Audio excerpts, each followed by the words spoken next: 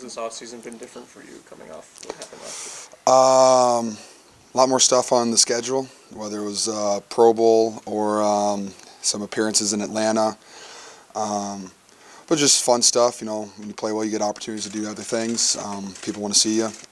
So just, I had fun doing that, enjoyed that, met a lot of cool people, a lot of friendships, that I'll take into games, being able to see guys, whether it's in New Orleans or, Green Bay, just meeting guys like that, it's fun. So, but, back home and I'm ready to roll.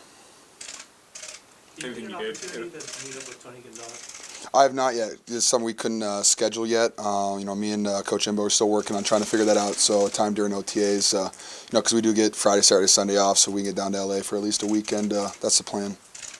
You set off a bit of a social media phenomenon with your tweet to Antonio Brown. I haven't talked to you guys since then. Oh, wow.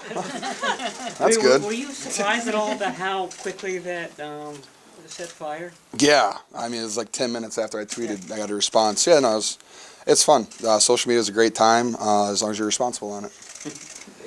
Is there a backstory to that? Did somebody put you up to doing that? Yeah. No, Jimmy totally dared me to do it, and I'm not going to say no. So it was just threw it out there. I thought it was going to be completely meaningless, and got a response in about 10 minutes. I was like, oh, well, that's exciting. It was fun.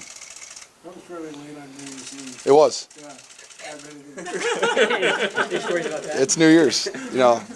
Just enjoying myself. Have you, you talked, there's been much talk about, from Lynch and Kyle about, the way you worked last off season. You talked about wanting to incorporate other stuff, or, working even harder at. Have you kind of done anything to kind of retool what you did last year? Yeah, well, I took the things that worked for me really well last year, added on to those, added an extra day of lifting this off season, just try to increase strength. Because that's something towards the end of the year you kind of lose that because it's a 20-week season really with the preseason stuff, so it's a long year and your body kind of deteriorates as the year goes on. So if you're not on top of that, you really got to work at it. So just I try to build a stronger base going into the season. That was part of it. Really hit the speed stuff hard, whether it was agility, releases. It's something I've always wanted to work on. You can never be fast enough. You can never have good enough releases. So just the things that went well for me last year, just try to build on those. Did you have a broken rib last year? Cartilage is what it's fractured cartilage. Fractured rib cartilage. Yes, I don't know how you do that, but I somehow did it. What game was that? Oakland. Okay. Yeah, about third play or something like that. Okay. But how? Did that? Well, I assume it did, but how did that affect you? It doesn't feel very good. I think I wore 2 giant rib protectors for the rest of the season. But it was fun.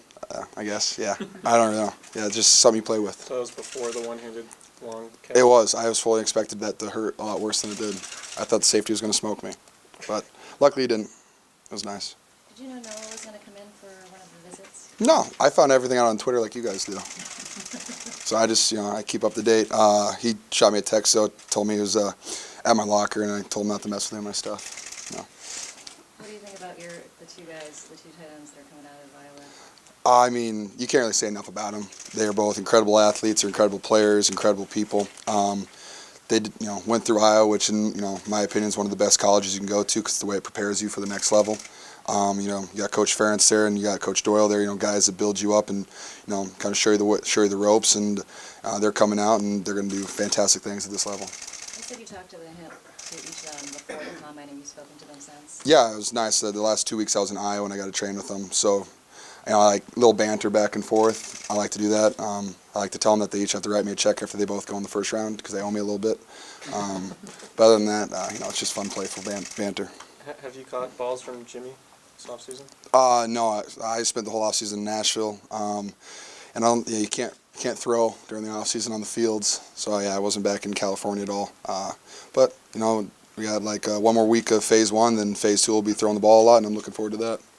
When the schedule comes out today, George, whether you've looked at it or not, do you get excited? Do you start mapping it out? Do you start thinking about the defenses that you're going to try to exploit? Honestly, the first thing I look at is where am I going to be playing in November and December where it's cold.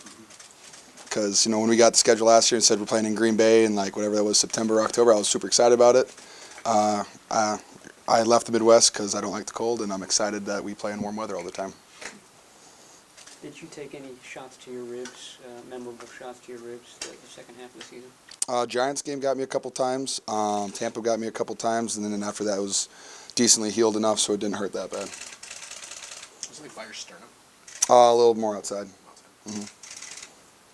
Hey, guys? I think Kevin Durant had the same injury last year. He's a So if you call baller, him so up. yeah, I'll ask him for his Yeah. advice.